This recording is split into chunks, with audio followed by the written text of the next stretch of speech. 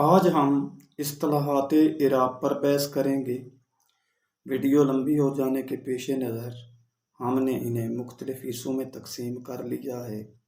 حصہ اول میں زبر کو گرامر کی زبان میں فتح یا نصب کہتے ہیں۔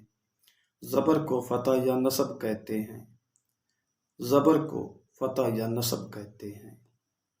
جس حرف پر زبر ہو اسے مفتوح یا منصوب کہتے ہیں۔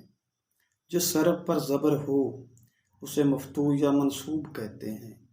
جس حرف پر زبر ہو اسے مفتوح یا منصوب کہتے ہیں۔ جیسا کہ حمزہ زبر آ، با زبر با، تا زبر تا۔ یہاں حمزہ مفتوح یا منصوب ہے جبکہ زبر فتح یا نصب ہے۔ با مفتوح یا منصوب ہے جبکہ زبر فتح یا نصب ہے۔ تا مفتوح یا منصوب ہے جبکہ زبر فتح یا نصب ہے۔